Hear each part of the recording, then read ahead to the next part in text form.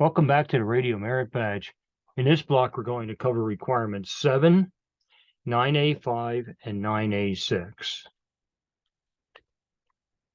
Requirement 7 is an interactive demonstration and participation of actually visiting and operating an amateur radio station. So we will be doing this exercise right in the classroom in situ.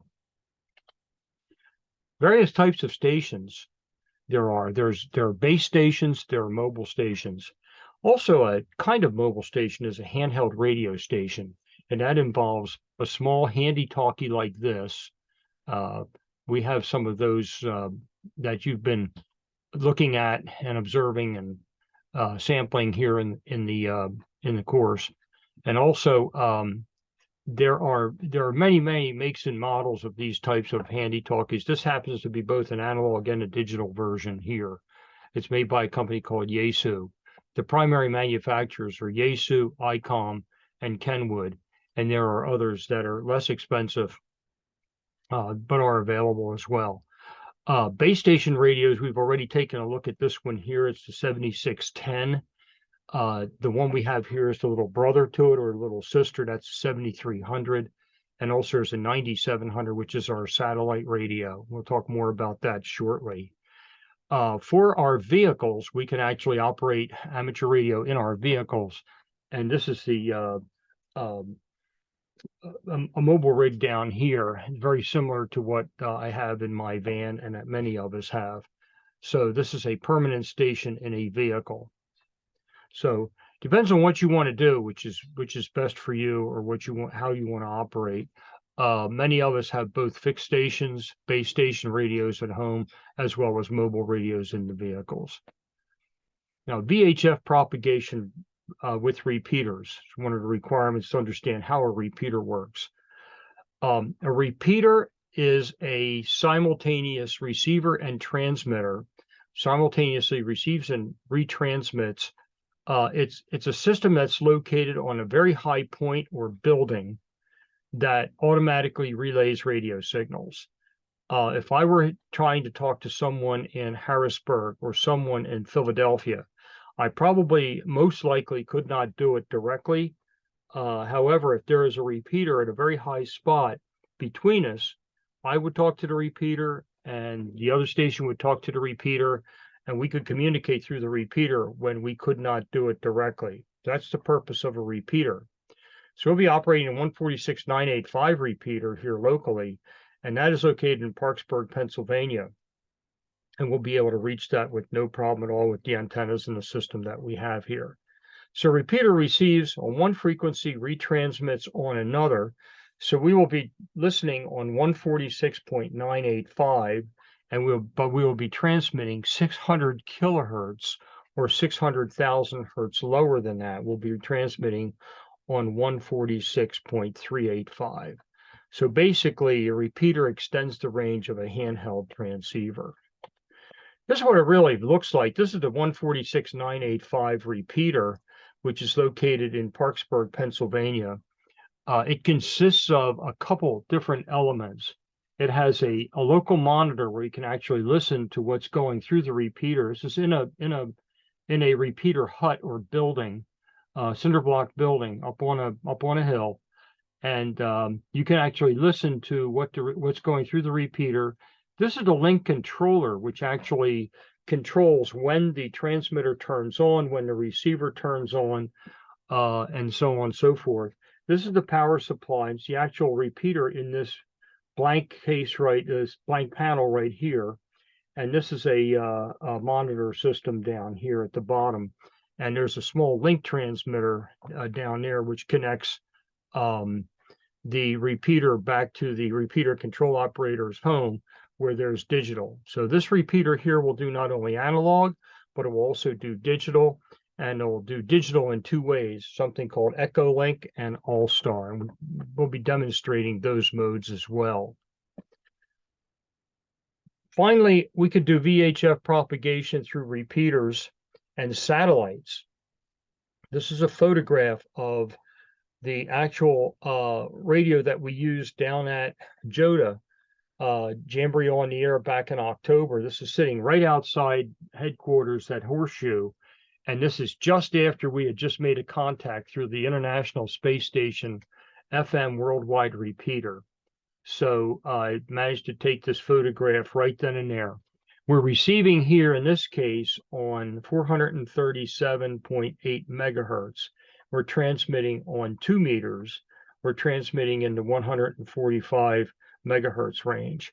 So in this particular case, instead of just reaching between here and Harrisburg or between here and Philadelphia, what we're doing is we are actually able to talk about halfway across the country on frequencies that we couldn't even reach to either river from here, the Susquehanna or the Delaware, because the actual receiver is so high up in the sky, in space. It's 230 miles or so up from the surface of the Earth, that we could reach it very easily. It's like being on a 230 mile high mountain.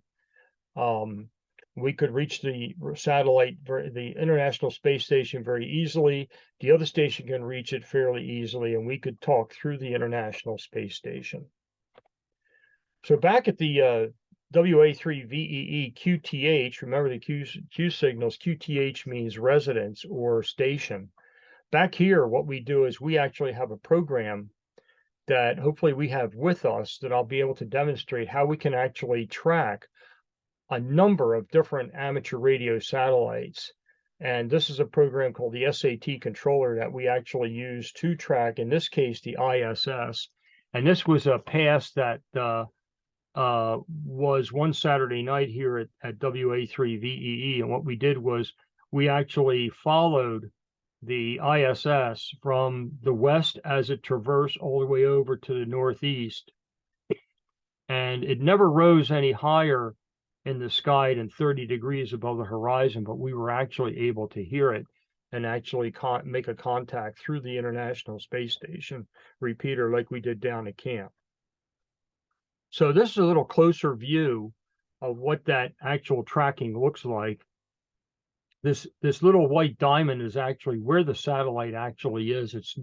It's northeast of our location here, and it's only up about 30 degrees above the horizon. So it's fairly low, so the contact was fairly noisy.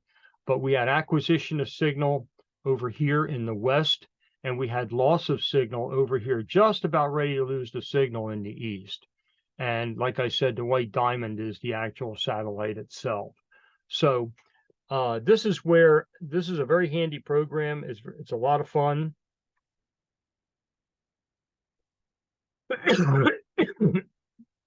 And you're able to capture the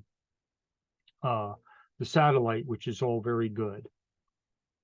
So we'll get operating, we'll get everybody on the air, and that way you'll be able to meet requirement 7, and you'll be able to meet the requirements here of 9A5, and be able to log a contact.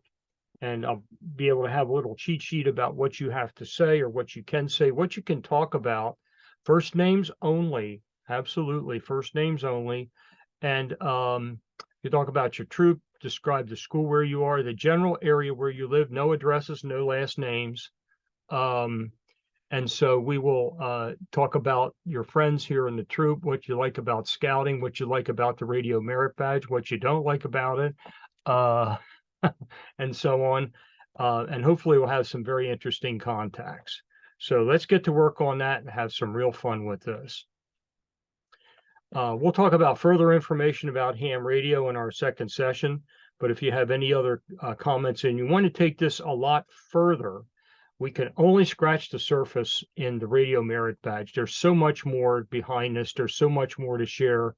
There's a lot of excitement. There's a lot of fun. We do some really, really, really cool things in amateur radio, including talking to some very exotic places like Antarctica and some of the remotest places on Earth, having great conversations with hams all around the world, especially helping in emergencies and helping people in real need. That's also what we do, working with the government to make sure that they have their emergency communications in case there are natural and man-made disasters that occur, And so we do it. We do a lot of things with ham radio.